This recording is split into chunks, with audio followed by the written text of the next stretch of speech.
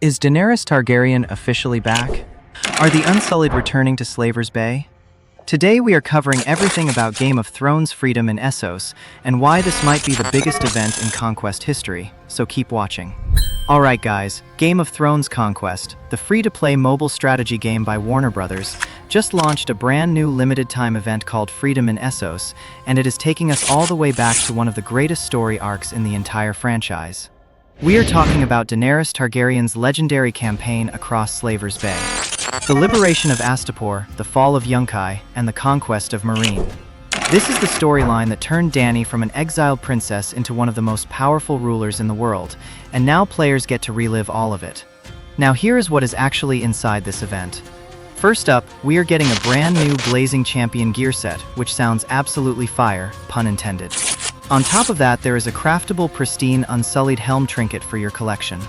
But the biggest addition is 2 new recruitable heroes, and this is where it gets really interesting. We are getting Daemon Targaryen, yes, the rogue prince himself from House of the Dragon, and Alan of Hull. So they are actually crossing over House of the Dragon content into the main Game of Thrones game, which is a pretty smart move if you ask me. Now the event schedule is packed throughout the entire month of July. It kicked off on July 1st with the Liberation of Meereen PvE challenge and the Sack of Astapor gear crafting event. Then we had the Battle of Yunkai. Coming up next is the Uprising in Meereen rally event from July 13th to 15th, and the whole thing wraps up with the Bay of Dragons finale from July 21st to 23rd.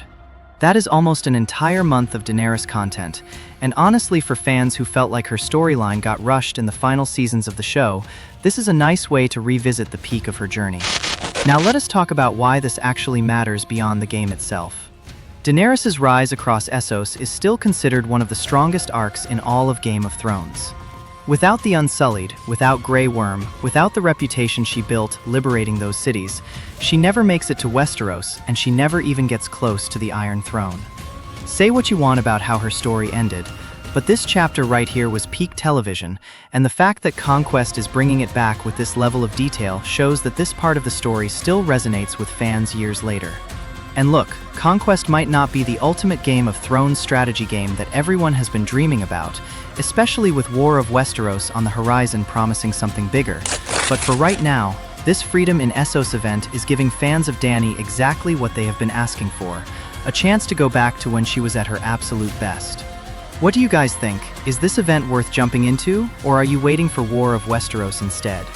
Let me know in the comments, like and subscribe, and I will see you in the next one.